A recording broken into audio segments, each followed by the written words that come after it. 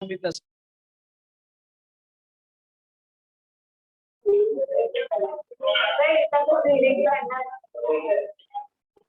नहीं Yes, नहीं sir, I have video host. Reading कुछ ही चैप्टर्स का होता है। तो हमारे 40 मिनट तक पूरा चैप्टर खत्म कर दिया। फिर इतना है नहीं पढ़ाई अरे ना पर मैम नोटिस हमारा इतना पढ़ा के बीच में गर्मी नहीं लग रही है? एसी चालू है ऊपर वाला या ये? अच्छा, कोई चलो ना बेंच पे।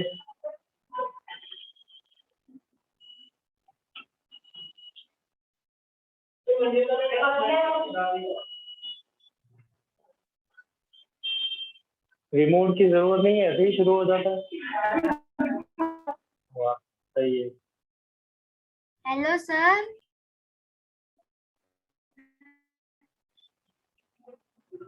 ठीक है चैप्टर। मैं पहले जो क्लास में पढ़ाता था वहां पे भी ऐसा ही था। सीबीएसई में इतना कुछ ध्यान नहीं देता है, जीएसई में तो और इससे भी बदतर हालत है।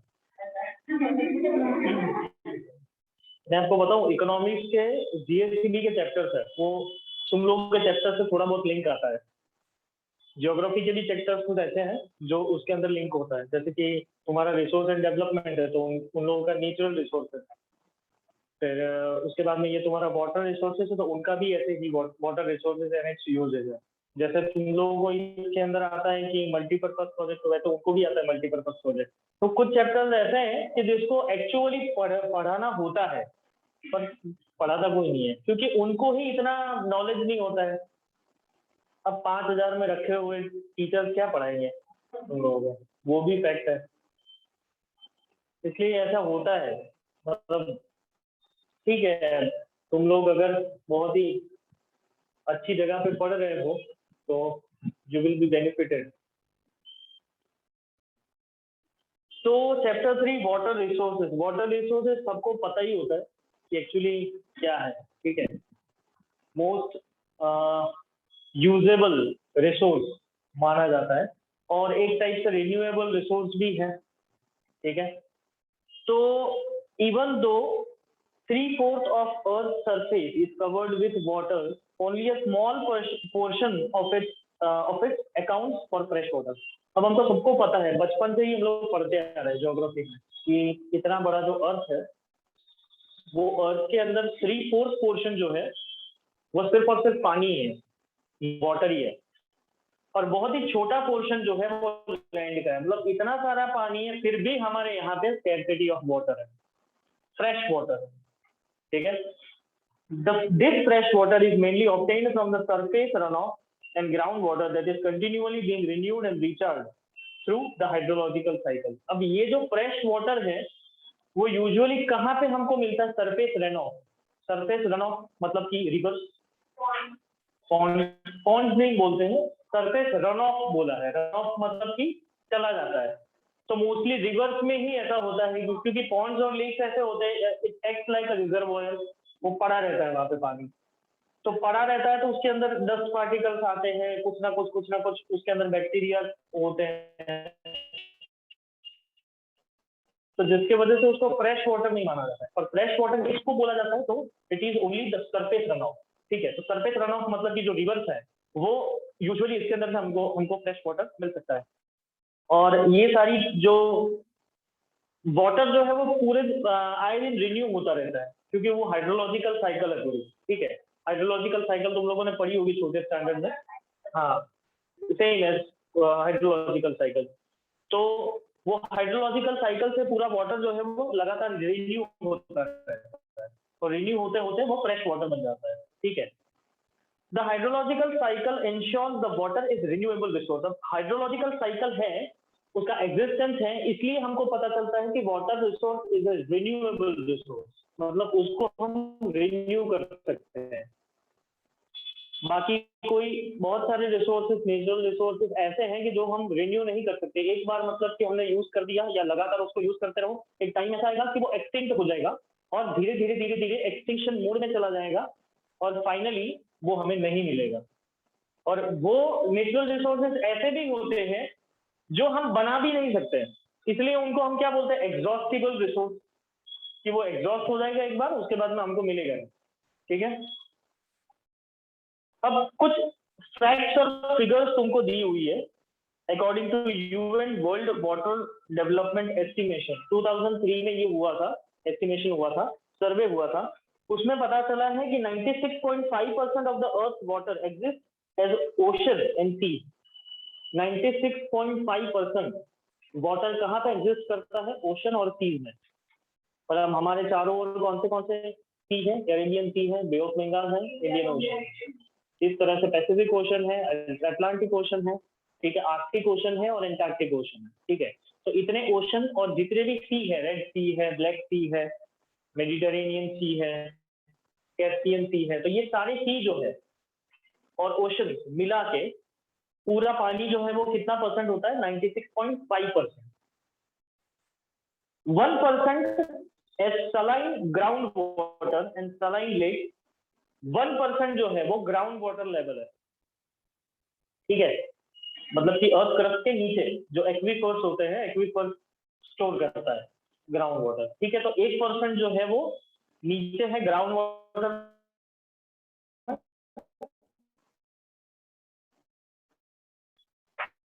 और 2.5% सिर्फ 2.5% हमको फ्रेश वाटर मिलता है।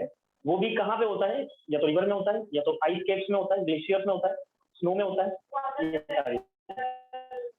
Yes, 70% of this fresh water is stored as ice sheets and glaciers in Antarctica, Greenland and mountainous region of the world.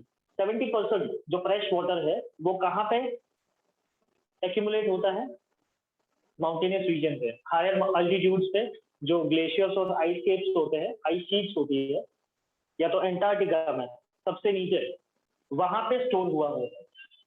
ठीक है, less than 30% of this is stored below earth surface as groundwater in the world aquifers. Aquifers मतलब कि मैंने अभी बताया, जो sediments होते हैं जो ग्राउंड के नीचे होते हैं, मतलब जो लिथोस्फीयर लेवल है उसके नीचे होता है, तो वहां पे 30%, लेस देन 30% ग्राउंड वाटर जो है वो स्टोर्ड रहता है। अभी उसकी भी लेवल जो है वो धीरे धीरे डिक्रीज होने लगी है, क्योंकि लोग वेल्स, ट्यूबवेल्स, कैनल, हमने एग्रीकल्चर वाले चैप्टर में पढ़ा था कि ज्यादातर farmers well, tube wells and canals use करते हैं इरिगेशन फैसिलिटी को अवेल करने के लिए, तो वो भी धीरे धीरे अभी कम हो चुका है। ठीक है, India receives nearly 4% of the global precipitation, but ranks 133rd in the world in terms of water availability per person per annum, because its huge population shares the limited fresh water. अब India जो है उसको rainfall कितना मिलता है, सिर्फ और सिर्फ 4% पूरे वर्ल्ड का अगर हम कैलकुलेट करें तो। वैसे इंडिया लेवल पे कैलकुलेट करें तो हमको 88, 84, 85% मिलता है, और अगर वर्ल्ड लेवल पे हम लोग कैलकुलेट करें तो हमको सिर्फ और सिर्फ 4% मिलता है rainfall, precipitation.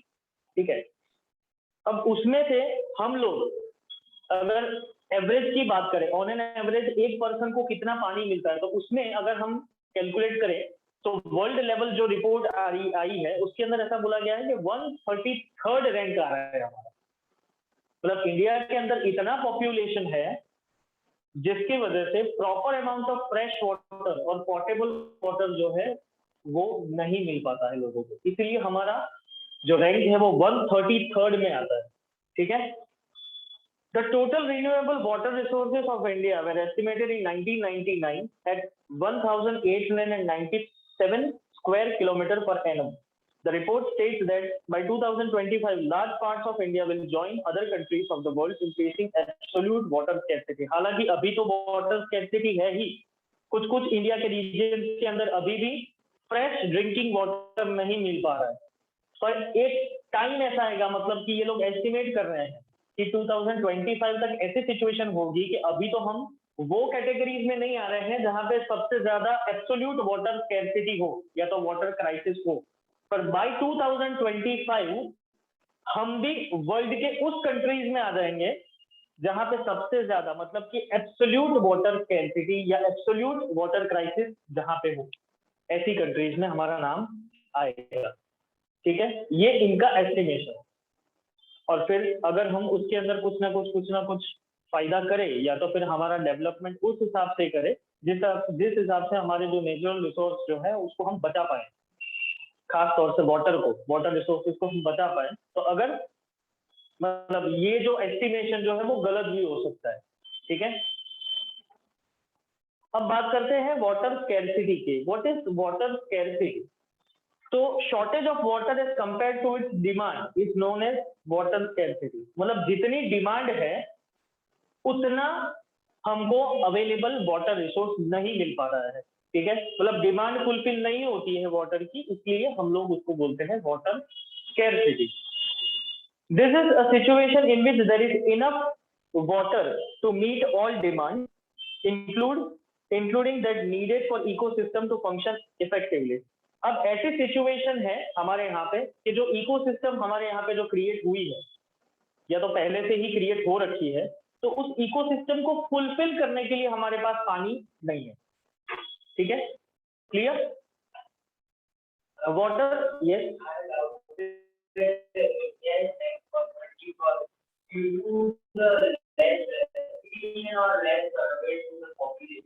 No.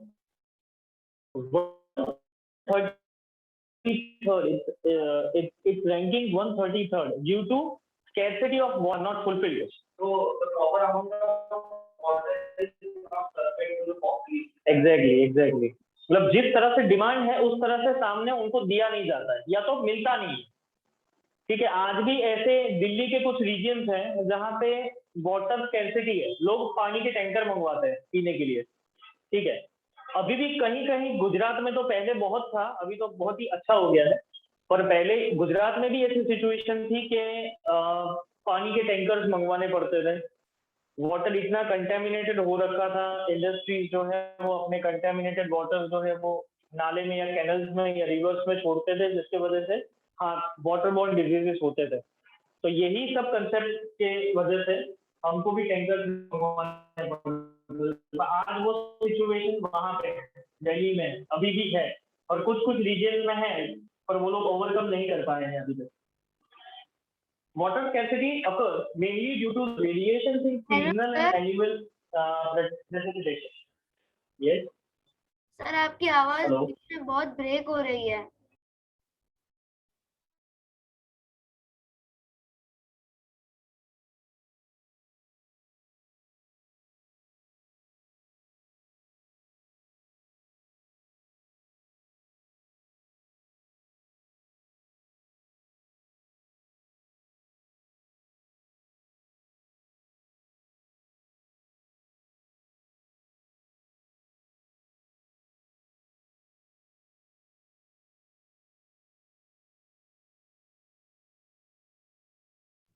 Hello sir, आपकी आवाज नहीं आ रही है।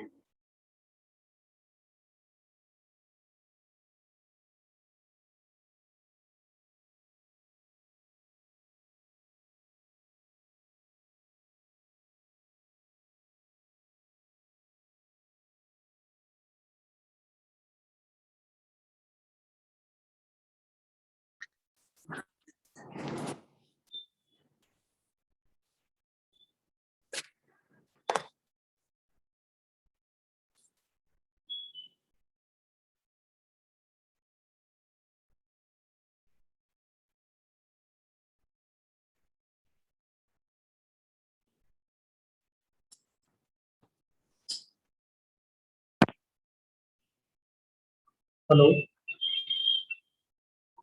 हाँ सर, अब आपकी आवाज क्लियर हुई है। Okay.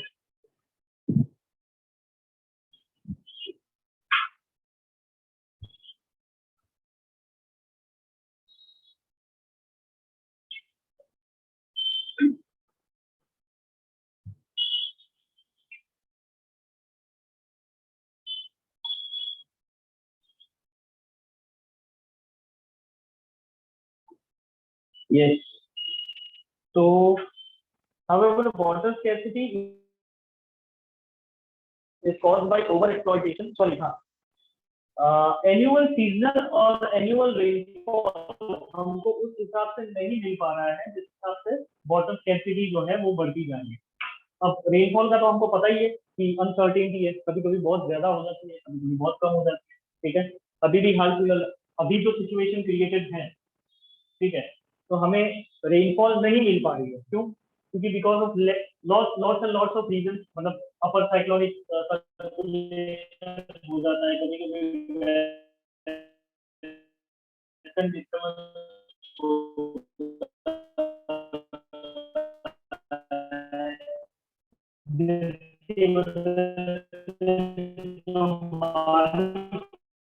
आने वाली होती है तो वहाँ चली जाती है, ठीक है। तो उसकी वजह से काफी बारिश लेट आए या जल्दी आए, नेचर के ऊपर डिपेंडेंट है।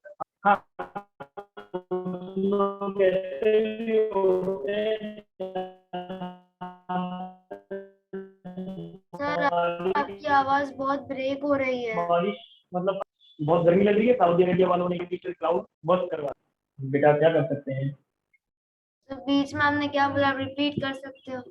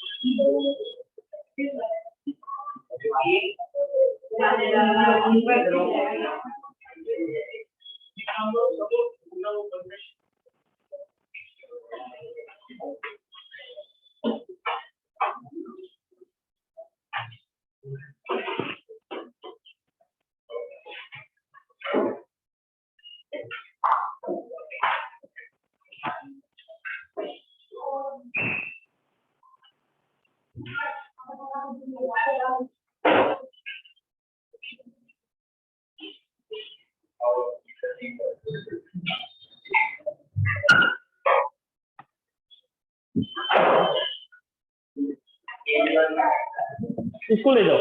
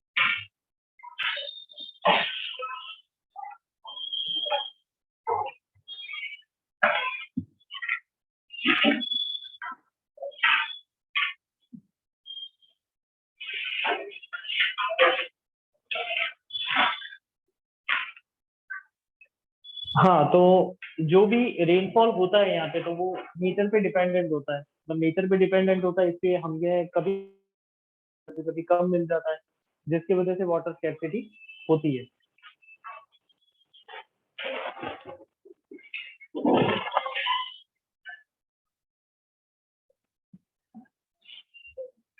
However, water scarcity in most cases is caused by overexploitation, excessive use and unequal access to water among different social groups.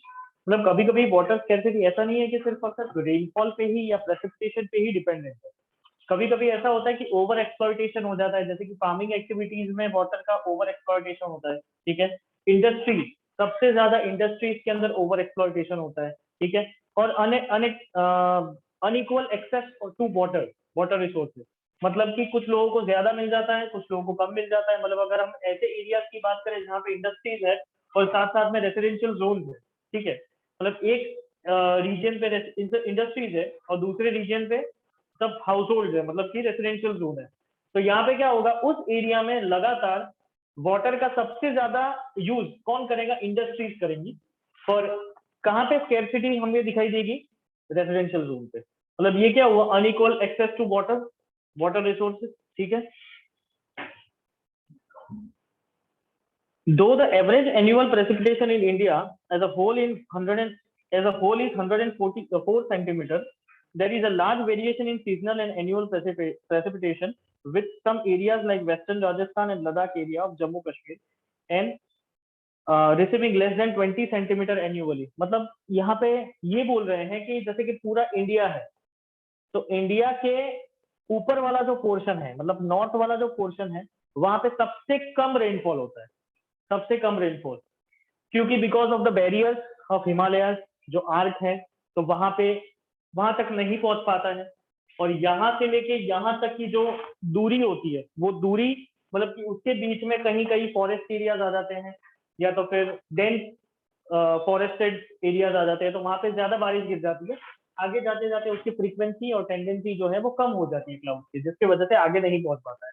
तो यूजुअली हमारे नॉर्दर्न पोर्शन में मैक्सिमम 20 सेंटीमीटर रेनफॉल होता है। जब अगर हम यहाँ की बात करें और यहाँ की बात करें, तो यहाँ पे 150 सेंटीमीटर होता है और यहाँ पे 200 to 250 सेंटीमीटर रेनफॉल होता है, ठीक है। अगर इस पोर्शन की बात करें वेस्टर्न एंड में, तो यहाँ पे अप्रोक्सीमेटली 80 to 100 सेंटीमीटर वेरी करता है। मतलब कि गुजरात में अगर 80 सेंटीमीटर हो रहा है, तो ऐसा जरूरी नहीं है कि राजस्थान में भी 80 सेंटीमीटर मिलेगा, वहां पे 50 भी हो सकता है, 40 भी हो सकता है, ठीक है। उसी तरह से अगर हम ईस्टर्न डायरेक्शन की बात करें यहाँ, तो यहाँ कुछ एरियाज ऐसे हैं जहाँ पे फॉरेस्ट कवर ज्यादा है। खास तौर से हम मेघालय की बात करें, मणिपुर की बात करें, त्रिपुरा, ये जो 7 सिस्टर्स है, तो वहां पे यूजुअली रेनफॉल ज्यादा मिलती है। मतलब ओवरऑल ये जो पोर्शन है, ये तो 400 सेंटीमीटर होती है ना उस तरह। हाँ, तो यहाँ पे कुछ एरियाज ऐसे हैं, जैसे कि मेघालय की बात करें, तो मेघालय के अंदर सबसे ज्यादा बारिश होती है 2 रीजन में, मेघालय के 2 रीजन में, एक है मोनसीनरम और दूसरा है चेरापूंजी। मतलब 400 सेंटीमीटर तक रेनफॉल यहाँ पे मिलती है। और ये वाला जो पोर्शन है यहाँ पे 100 to 200 वेरी करती है, ठीक है। तो आप ही देख लो कि हमारा जो इंडिया का मैप है, उसके अंदर ही सारी डायरेक्शंस में अगर हम ऑन एन एवरेज देखे जाए, तो एक जैसी बारिश नहीं मिलती है, ठीक है। According to climatic condition, according to relief features, कहीं ज्यादा, कहीं कम, कहीं कुछ नहीं, ठीक है, कहीं बहुत ज्यादा। तो ये वेरिएशंस है जिसकी वजह से भी वाटर स्कैर्सिटी यूजुअली होती है, ठीक है। ये तुमको नोट्स में दूंगा, तो उसके उसके अंदर मैंने इस तरह से नहीं समझाया, पर ये ग्राफ से समझाया है कि नॉर्थ में कितना है, साउथ में कितना है, ईस्ट में कितना है और वेस्ट में कितना है, ठीक है। अच्छा, तुम लोगों को नोट्स मिली, वो मैंने भेजा था, मिल गई ना? सर नहीं मिली। हाँ, मिल जाएगी। कब ओके, मिलेगी? कॉजेस, बस आप जब बोलो तब मिले, सब बोलने बोल की दिया, देरी है तुम लोग। सब बोल दिया। अच्छा, मुझे नहीं बोलना है, साक्षी मैम को बोलना है। Okay sir. हाँ, साक्षी मैम के पास तो पहुंच गई होगी कब की। Okay, causes of water scarcity. अब वाटर स्कैर्सिटी के क्या क्या कॉजेज है, रीजन है। तो सबसे पहला है, water scarcity is the result of depletion of limited availability of fresh water. मतलब वाटर स्कैर्सिटी का और एक डेफिनेशन यहाँ पे दे दी है, it is a depletion of water resources, ठीक है। अब कौन से वाटर रिसोर्सेज?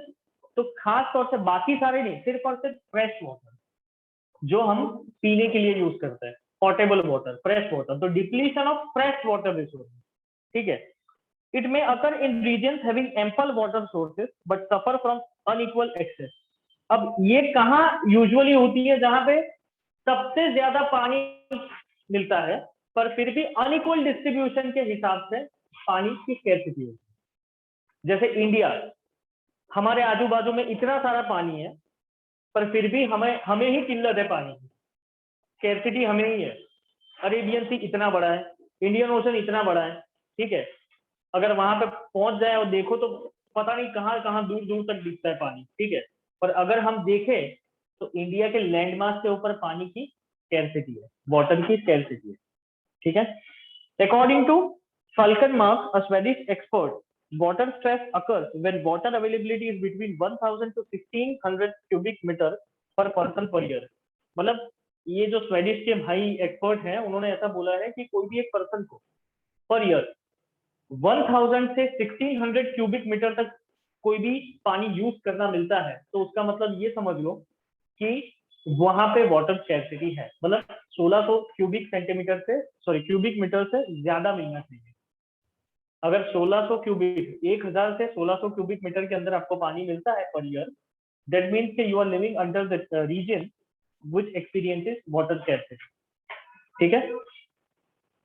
अब उसके कॉजेस क्या है, तो सबसे पहले लार्ज पॉपुलेशन, इतना बड़ा पॉपुलेशन, इतना बड़ा बोझ लेके हम लोग घूम रहे हैं कितने सालों से, ठीक है। फिर दूसरा है इंटेंसिव इंडस्ट्रियलाइजेशन। अब इतना इंडस्ट्रियलाइजेशन हुआ है आफ्टर इंडस्ट्रियल रिवॉल्यूशन कि जिसकी वजह से सबसे ज्यादा पानी वही यूज कर रहे हैं कुछ ना कुछ बनाने के लिए, ठीक है। फिर तीसरा है इंक्रीजिंग अर्बनाइजेशन। अब क्या हो रहा है, पहले तो विलेजेस थे तो थोड़े थोड़े बहुत प्लेन मिलते थे, प्लेन सर्फेसेस मिलती थी।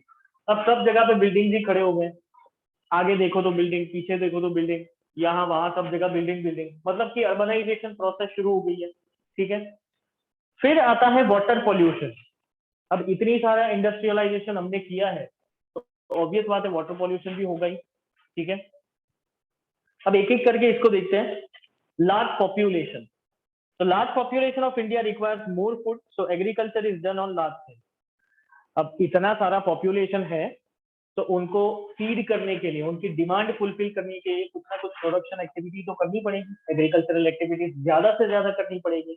तो ज्यादा लैंड अंडर कल्टीवेशन लेना पड़ेगा। जितना लैंड अंडर कल्टीवेशन आप लोगे तो उतना वाटर भी चाहिए आपको, तो पानी तो आधा वहां चला जाता है एग्रीकल्चरल एक्टिविटीज में। हालांकि भले आपको प्रोडक्शन इतना ना मिलता हो पर शेयर इतना नहीं मिलता है, पर प्रोडक्शन तो करना ही पड़ेगा, लोगों की नीड्स तो फुलफिल करनी पड़ेगी, ठीक है। This requires more water which reduces the supply of fresh water in well and rivers. और इसकी वजह से well, tubewell, rivers, lake, pond, इस जगह पे पानी बहुत ही कम रहता है क्योंकि वो लोग वहीं से इरिगेशन फैसिलिटीज अवेल करेंगे, ठीक है। The states of Punjab and Haryana suffer from over utilisation of water needed for agriculture. अब जब से अपना ग्रीन रिवॉल्यूशन आया है तब से पंजाब और हरियाणा जो है वो सबसे ज्यादा पानी यूज कर रहे हैं व्हीट एंड राइस के लिए, ठीक है। अब पहले तो ऐसा होता था कि अकॉर्डिंग टू क्लाइमेटिक कंडीशन आपके यहाँ पे बारिश ज्यादा नहीं हो रही है तो कोई बात नहीं, आप व्हीट ग्रो कर लीजिए, ठीक है। पर अभी तो ग्रीन रिवॉल्यूशन जब से आ गया है और इरिगेशन फैसिलिटीज हम लोग अवेल कर सकते हैं अच्छी अच्छी जगह पे, तो हम लोग ने क्या किया है, पैडी भी करना शुरू कर दिया, ग्रो करना शुरू कर दिया। अब राइस को सबसे ज्यादा पानी चाहिए। अब कोई ऐसा रीजन है जहां पे इतना रेनफॉल नहीं हो रहा है तो वो पानी को कहाँ से यूटिलाइज करेंगे, इरिगेशन से। अब इरिगेशन उनको कहाँ से मिलेगा, pond, tubewell, canal, lake, river, ठीक है। तो ज्यादा से ज्यादा वहां पे अगर प्रोडक्शन, एग्रीकल्चरल प्रोडक्शन होगा तो ज्यादा से ज्यादा पानी यूसेज होगा, वहां पे वाटर यूसेज होगा और जिसकी वजह से वही रीजन में सबसे ज्यादा स्कैर्सिटी मिलेगी, ठीक है। दूसरा है intensive industrialisation. The increasing number of industries has made matters worse by exerting pressure on existing fresh water resources। अब जो भी इंडस्ट्रीज है, यहाँ पे इंडस्ट्रियल रिवॉल्यूशन हुआ था, हालांकि यूरोप के अंदर हुआ था 1857 में, उसके बाद में धीरे धीरे धीरे ब्रिटिशर्स लेके आए यहाँ पे, और फिर आफ्टर ब्रिटिशर्स, मतलब जब ब्रिटिशर्स गए और इंडिया इंडिपेंडेंट बना उसके बाद में हमने भी यहाँ पे इंडस्ट्रियल रिवॉल्यूशन शुरू किया। इंडस्ट्रियलाइजेशन शुरू किया और धीरे धीरे धीरे धीरे हम लोग भी इंडस्ट्रीज बनाते गए। जितनी industries, yes yes, thank you so much, अरे कोई बात नहीं।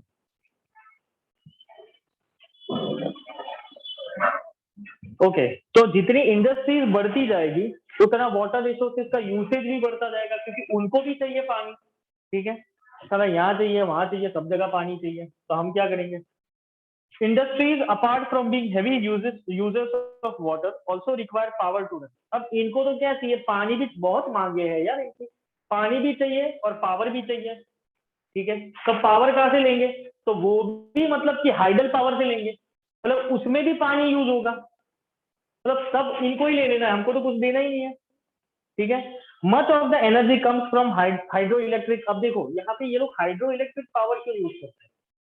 क्योंकि उनको थर्मल पावर जो होता है वो महंगा पड़ता है, इसलिए वो लोग क्या करते हैं? हाइडल पावर यूज करते हैं, तो वो सस्ते में निपट जाता है, क्योंकि कमाना सबके हक में है। ठीक है, much of the energy comes from hydroelectric power.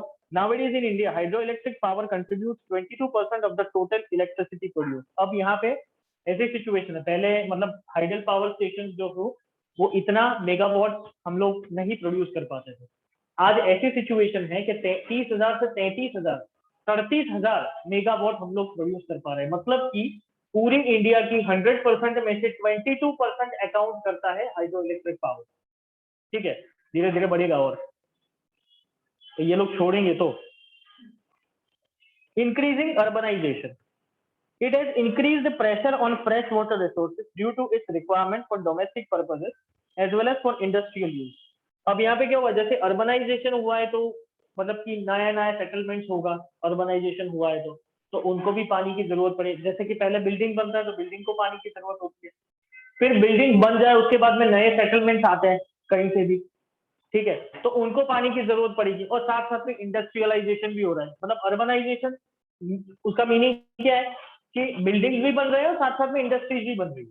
ठीक है, मतलब दोनों जगह पे पानी, पहले क्या था? सिर्फ और सिर्फ इंडस्ट्री थी तो वही पानी यूज करता था, बाकी तो प्लेन लैंड था।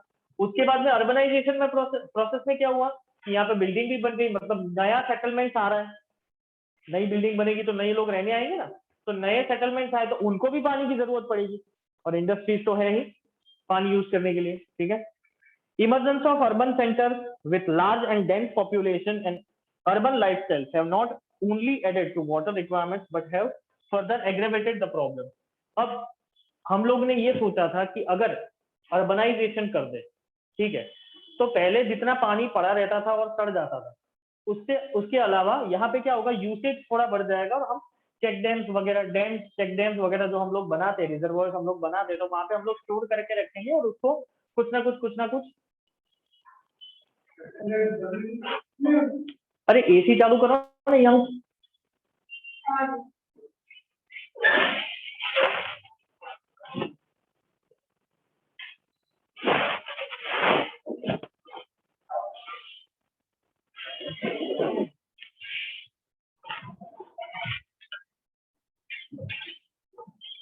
तो ये सोचते थे कि पड़ा रहता है, कुछ ना कुछ यूज में नहीं आता है, तो उससे अच्छा कि हम लोग अर्बनाइजेशन करते थे, एक तो डेवलपमेंट भी होगा, इंफ्रास्ट्रक्चरल डेवलपमेंट भी होगा, और साथ साथ में जो पानी जो वेस्ट हो रहा था तो उसको हम यूटिलाइज करेंगे तो वो रिन्यूएबल रिसोर्स तरीके से काम करेगा। ठीक है, पर ये तो हो ही नहीं रहा है, मतलब वाटर स्कैर्सिटी, उल्टा हमने जो सोचा था वो सोच के डायरेक्शन में हम लोग नहीं जा रहे हैं, हम उसके उल्टी डायरेक्शन में जा रहे हैं, स्कैर्सिटी के हिसाब से जा रहे हैं हम लोग। ठीक है, most societies and colonies have their own groundwater pumping device to meet their water needs with over exploitation. This caused depletion in several of these cities. अब कुछ लोग ऐसे हैं कि जो अपने ही मतलब कि बैकयार्ड के अंदर कुछ वो पंपिंग मशीन आता है, ठीक है, पंप आता है, हैंड पंप आता है, तो वो लगा के रखा हुआ है।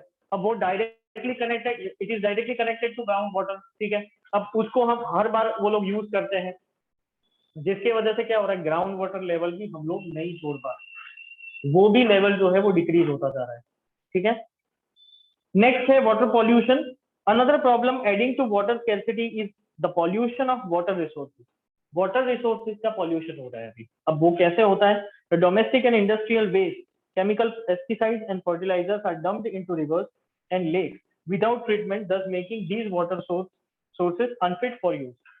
तुम लोगों को पता है यूजुअली क्या होता है, ये लोग जो इंडस्ट्रीज होती है, तो ये इंडस्ट्रीज जो है वो किस तरह से वाटर ट्रीटमेंट करती है, पता है तुम लोगों को? कभी सुना है? अगर साइंस में कोई चैप्टर ऐसा आया हो आगे पोल्यूशन के ऊपर या तो कुछ?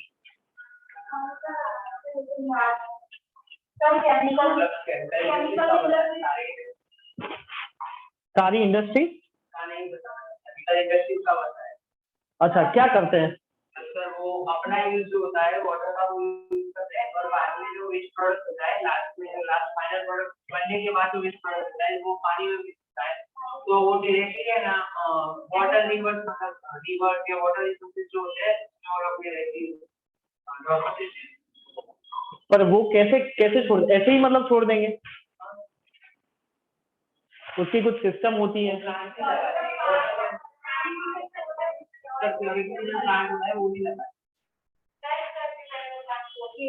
वो तो तुम लोग बात कर रहे हो, वो तो बहुत पहले की बात कर रहे हो, मतलब आज से 25-30 साल पहले जो होता था वो। पर अभी की जो सिचुएशन है, अभी इंडस्ट्रीज क्या करती है वो पता है तुम लोगों को?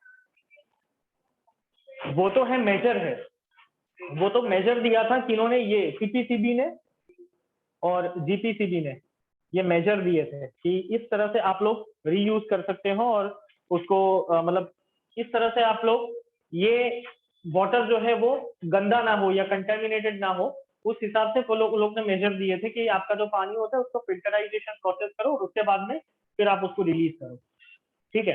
पर अभी भी ऐसी कंडीशंस है कि अभी भी कंटेमिनेशन होता है, पर अभी अलग तरीके से होता है।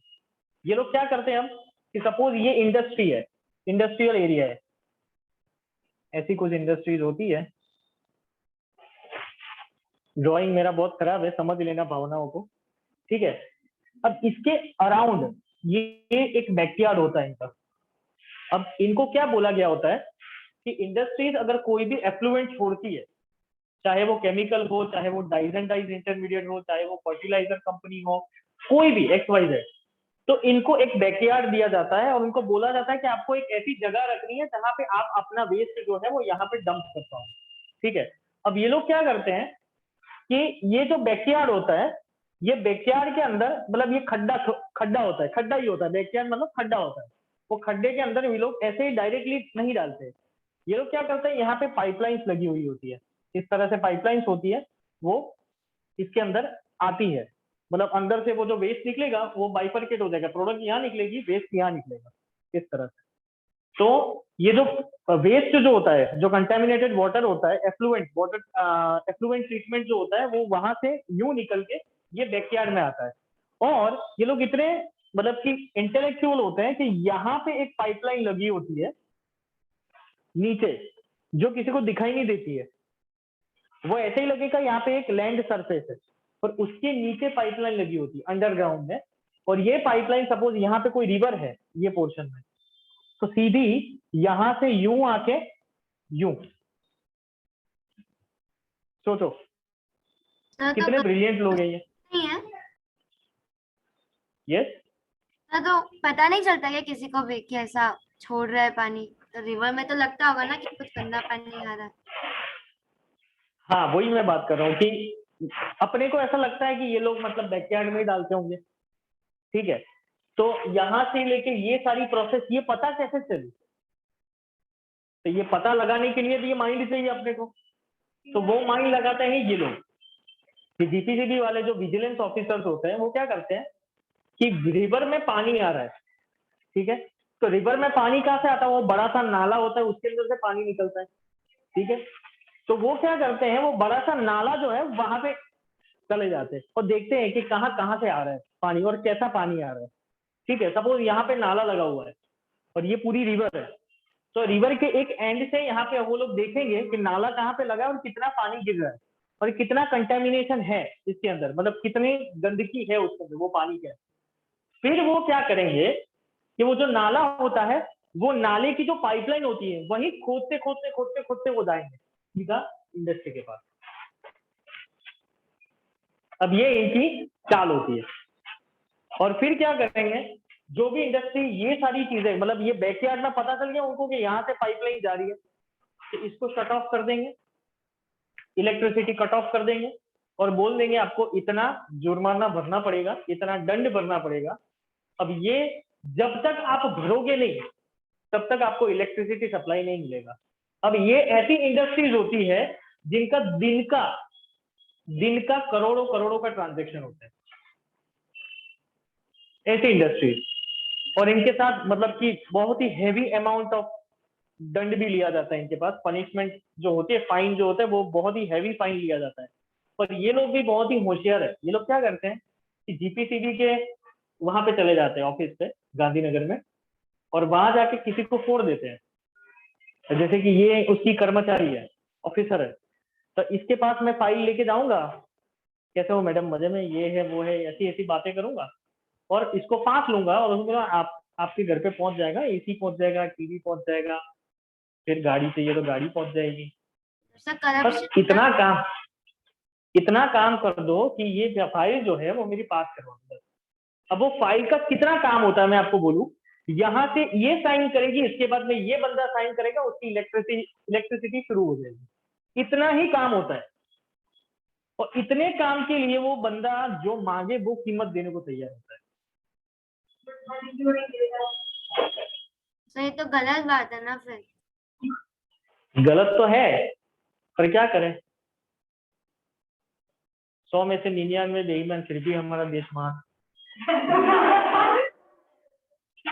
सही बात है ना, मतलब यही चीज है। अब ये सारी चीज मुझे कैसे पता चली, तो my mother was an officer in this JPCB, और मेरे पापा जो है यहाँ पे साइंटिस्ट थे, और ये क्या करते थे, इसी ऐसी ही इंडस्ट्री जो मैंने बोला ना, विजिलेंस ऑफिसर क्या करते हैं, ये सारी चीजें ढूंढने जाए, वो काम मेरे पापा करते थे।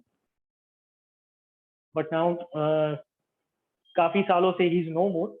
पर उसके बाद में मेरी मम्मी को जॉब मिली यहाँ पे, और मेरी मम्मी पीए टू चेयरमैन थी, मतलब जो डायरेक्ट साइन होती है और इनका शट ऑफ होता है वो काम। जैसे कि मैंने बोला ना कि इसको मैंने पैसे दिए, तो वहां पे इसके जगह मेरी मम्मी बैठती थी, इसको पैसे दिए और इस यहाँ पे साइन हुई, उसके बाद में ये चेयरमैन है तो इसकी साइन हुई, उसके बाद में ये जो इंडस्ट्री है उसको पावर सप्लाई जो है वो रिजॉइन कर दिया जाता है, और उसके बाद में उनको जो करना, मतलब पैसे नहीं देने के चक्कर में ये सारी सिचुएशंस होती थी।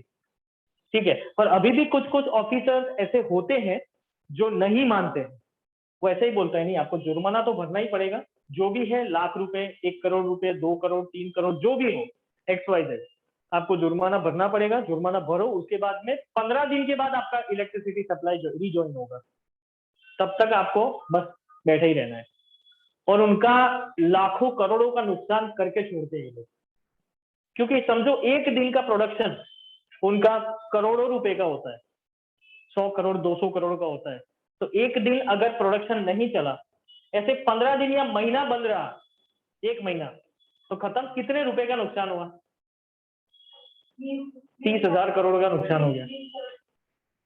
30,000 करोड़, 30,000 करोड़। हाँ, फिर कुछ इंडस्ट्रीज के 30,000 करोड़ के नुकसान होते हैं, तो सर ऐसा इसलिए तो कम यहाँ होता है ना? वहां घूमते रहते हैं ये। हाँ सर ऐसा बहुत कम होता है ना, मतलब लोग तो नहीं, ऐसा अभी ज्यादातर होता है। पहले जो मैंने बताया ना कि पैसे खिला देते थे, ये सारी चीजें करवा देते थे, तो वो सारी चीजें पहले ज्यादा होती थी, अभी धीरे धीरे कम हो चुका है, क्योंकि जो जो लोग ऊपर के जो IAS ऑफिसर्स, IFS ऑफिसर्स आते हैं, तो वो लोग मतलब ये सारी चीजें नहीं चलाते, क्योंकि अभी एनवायरमेंटल डिग्रेडेशन पे काफी सारी कैंपेन चल रही है इंडिया के अंदर, और उसको बचाने के लिए काफी सारे मेजर्स भी गवर्नमेंट ले रही है, तो उसके हिसाब से फिर वो लोग कुछ ना कुछ ऐसे अच्छे अच्छे काम करते रहते हैं, जिसकी वजह से हम लोग अपने एनवायरमेंट को प्रोटेक्ट कर पाए, या तो कुछ अच्छे मेजर्स ऐसे ले पाए जिसकी वजह से जितना खराब हो चुका है वो तो ठीक है, पर अब आगे खराब ना हो।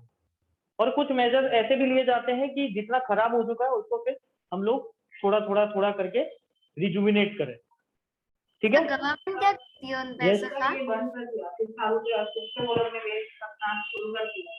नहीं, फिर तो ये जो होता है ना, ये यहीं से कट करवा देते हैं ये। तो वहाँ भी डिग्रेडेशन होगा ना, वो जो डंप यार्ड है उधर भी होगा। ये तो डंप यार्ड उसके लिए ही होता है, सिर्फ और सिर्फ उसके लिए। वहां उसमें भी डिग्रेडेशन होगा हाँ, बस ये पोर्शन, क्योंकि देखो इंडस्ट्रीज के आजू बाजू में कहीं पे भी कोई भी लैंड पे ऐसी परमिशन नहीं है कि आप रेसिडेंस जोन बनाओ या तो फिर आप कोई एग्रीकल्चरल एक्टिविटीज करो। तो ये लैंड जो है वो उनको इसीलिए दिया जाता है, ये लैंड उसी लिए दिया जाता है। मतलब यहाँ पे जितना बिगाड़ना उतना बिगाड़ो, कोई प्रॉब्लम नहीं है, पर यहाँ से आगे मत बढ़ो। उनका यही कहना रहता है, हमारी गवर्नमेंट का यही कहना रहता है कि जितना दिया है उतने में संतोष मानो, यहाँ से आगे मत निकलो। पर इनको क्या पता है, ये पोर्शन दिया जाता है तो वो भी उनको कम पड़ता है, इसलिए वो लोग ये सारे टेक्टिक्स यूज करते हैं और पता ना चले। और एक्चुअली क्या होता है कि इन लोगों का जो पानी जो छूटता है, कंटेमिनेटेड वाटर जो छूटता है, उसका लैब टेस्टिंग होता है। इनकी खुद की लैब्स होती है, वो लैब के अंदर साइंटिस्ट होते हैं, वो लोग टेस्टिंग करते हैं। क्या करेंगे, इसका जो पानी छूटा, कंटेमिनेटेड वाटर इन्होंने छोड़ा, मतलब बाई प्रोडक्ट होती है, वो बाई प्रोडक्ट से वो लोग क्या करते हैं, टेस्ट ट्यूब भर के ले जाते हैं और उसके बाद में फिर वो टेस्टिंग करेंगे। और टेस्टिंग के अंदर दो चीज वो लोग देखते हैं, एक सीओडी और एक बीओडी, कार्बन डाइऑक्साइड कितना है, कार्बन मोनोऑक्साइड कितना है, हाइड्रोकार्बन कितने हैं, तो वो ये चेक करेंगे। अगर ये लेवल प्रिस्क्राइब्ड लेवल से ज्यादा हुआ तो फिर डायरेक्टली शट ऑफ, कुछ मतलब इंटीमेशन नहीं देंगे, सीधा आप पहुंच ही जाएंगे वहां पे ऑफिसर्स और सीधा बंद ही कर देंगे, चलो बंद करो, ताला वाला मार के चाबी वावी सब सील ठोक देते ऊपर। तो सील तो खोल ही नहीं सकते, गैर कानूनी है। कहीं पे भी सील लगाओ आप खोलो तो आप खुद भी जाओगे अंदर, ठीक है। तो सील ही लगा देते सीधा, खोल ही नहीं सकते हो। जब तक आपको क्लियरेंस नहीं मिलता है डीपीसीबी या सीपीसीबी से, तब तक आप खोल ही नहीं सकते हो उस जगह को। तो ये होता है, मतलब पहली प्राइमरी जो उनके स्टेप्स होते हैं वो ये होते हैं, सबसे पहले ये चेक करेंगे।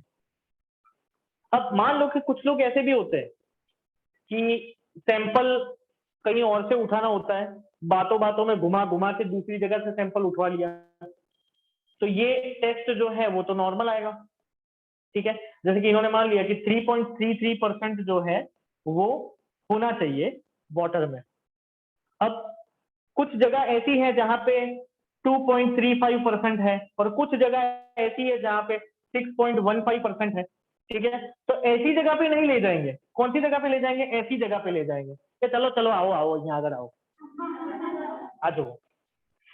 फिर बातों बातों में इतना उलझाएंगे इतना उलझाएंगे इतना उलझाएंगे, तो वहां से वो सैंपल लेके बंदा निकल जाएगा। तो दूसरी जगह जहां पे 6.15 था वो तो लिया ही नहीं।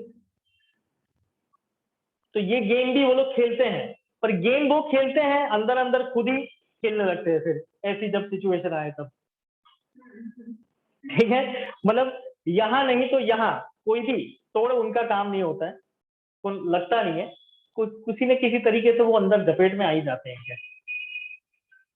तो यही चीज है। Okay, water stress further leads to water scarcity. Overexploitation and mismanagement of water resources are going to reduce these resources and cause ecological crisis that will have a great impact on our life. अब ये over exploitation होगा, mismanagement होगा, अच्छे से हम लोग equal distribution नहीं करेंगे वाटर रिसोर्सेज, तो जिसकी वजह से ये जो क्राइसिस जो है वो बढ़ती जाएगी और जितनी वाटर स्कैर्सिटी बढ़ेगी उतनी वाटर क्राइसिस भी बढ़ती जाएगी साथ साथ, ठीक है। अब इसको मैनेजमेंट कैसे किया जाए, ये स्कैर्सिटी को कैसे मैनेज किया जाए, किस तरह से हम ये कंडीशन से बाहर निकल पाए, तो उसके लिए क्या है, to cope up with water scarcity, conserve and manage the water resources, different ways of storing water in ancient times and multi-purpose river projects in modern times have come up. मतलब काफी सारी चीजें हैं, काफी सारे मेजर्स हैं जिसकी वजह से ये वाटर स्कैर्सिटी से हम लोग बाहर निकल सकते हैं। एक तो एंशियंट टाइम पे ये था, सब लोग टैंक भर भर के रखते थे, ठीक है। फिर रेन वाटर हार्वेस्टिंग, मतलब पानी जो ऊपर से आ रहा है, जो जिसको हम बोलते हैं नेचुरल सोर्स ऑफ वाटर, तो उसको हम टैंक भर के वो सीधा ग्राउंड वाटर में चले जाए, उस तरह से कुछ मैनेज कर पाए। मतलब ये सारी एंशियंट टाइम्स की टेक्निक्स हैं, जब इंडस वैली सिविलाइजेशन थी उस टाइम पे सब लोग करते थे, मोहनजोदड़ो और हड़प्पन सिविलाइजेशन में, ठीक है। और दूसरा है मल्टीपर्पज रिवर प्रोजेक्ट, जितनी भी रिवर प्रोजेक्ट हैं उसके ऊपर डैम्स बनाए जाए या तो चेक डैम्स बनाए जाए, तो ये जो है वो पूरा प्रोजेक्ट जो है वो क्या करेगा, वाटर कंजर्व करेगा, जो ज्यादातर पानी जो बह जा रहा है या तो फिर ऐसे लोग जो बिगाड़ रहे हैं, तो उसको हम अलग से रख के स्टोर करके हम उसको फर्दर बहुत ही अच्छी तरीके से यूज कर पाएंगे। ठीक है, एक तुम लोगों को पता हो तो जब ये वाजपेयी सरकार चल रही थी यहाँ पे 2000 पहले की बात, 2005 के पहले की बात है कि जब Atal Bihari Vajpayee was our prime minister, तो उस टाइम पे उन्होंने एक क्या बोलते हैं, एक पॉलिसी निकाली थी। पॉलिसी निकालने वाले थे, पॉलिसी नहीं बोल सकते हैं, पर एक उनका एक प्रोजेक्ट था जिसको बोलते हैं सुजलाम सुफलाम। सुजलाम सुफलाम प्रोजेक्ट उन्होंने नाम दिया था। यही प्रोजेक्ट पे आज नरेंद्र मोदी काम कर रहे हैं। ठीक है, पर वो प्रोजेक्ट में क्या था कि उन्होंने बोला था कि भारत की सारी नदियां जोड़ दो, भारत की सारी नदियां जोड़ दो एक साथ। मतलब कि किस तरह से उनका प्रोजेक्ट था, अगर आप सोचोगे तो बहुत ही मतलब हैरान रह जाओगे कि जो रिवर जहां से निकल रही है वहां पे उसका इतना यूटिलाइजेशन नहीं हो रहा है, वो सारी जहां के कहां मिल रही है, ओशन में या तो फिर रिवर में, कोई बड़ी रिवर में, और बड़ी रिवर आगे जाके कोई ओशन में या सी में मिल जाएगी। तो वो जो पानी जो है वो जहां से आता है वहीं चला जाता है वापस। उसके अलावा यहाँ पे इतनी वाटर स्कैर्सिटी है जिसको नजर रखते हुए उन्होंने क्या बोला कि जो रिवर नेचुरल फ्लो है जो ओशन में मिल जा रहा है उसको वहां से बंद करके उसको दूसरी जगह पे डाइवर्ट करके दूसरी जगह पे जहां पानी की ज्यादा किल्लत हो वहां पे पहुंचा। अब ये प्रोजेक्ट तो बहुत अच्छा था, क्योंकि अगर ये प्रोजेक्ट इंप्लीमेंट उस टाइम पे हुआ था तो आज तक इतने सारे साल में ये प्रोजेक्ट बहुत ही सक्सेसफुल रहा होता। पर हमारे पास फंडिंग की कमी थी, वाजपेयी सरकार के पास ज्यादा से ज्यादा फंड की कमी थी, जिसकी वजह से ये प्रोजेक्ट जो है वो कंप्लीट नहीं हो पाया या तो शुरू ही नहीं हो पाया। अभी धीरे धीरे धीरे धीरे ये प्रोजेक्ट जो है वो नरेंद्र मोदी उठा रहे हैं।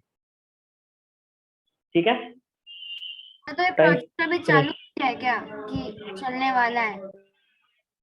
नहीं चालू नहीं किया है, अभी बात चल रही है, क्योंकि काफी सारे लोग मतलब ऐसे हैं कि जो ऐसा बोलते हैं पार्लियामेंट के नहीं नहीं ये प्रोजेक्ट नहीं, दिस इज इम्पॉसिबल प्रोजेक्ट। कुछ लोग ऐसा है कि वो लोग बोलते हैं हाँ हाँ करना चाहिए, कुछ लोग ऐसा है, मतलब ज्यादातर अगर मेजोरिटी नहीं मिलती है तो वो प्रोजेक्ट जो है वो इम्प्लीमेंट नहीं होता है इसकी वजह से। अच्छा, ओके सर। ओके, चलो मिलते हैं next time. Bye sir. COD और बीओडी मतलब इतना जानने की जरूरत नहीं है, सिर्फ कार्बोनेटेड वाटर समझ लो, carbonated water, by carbonated water.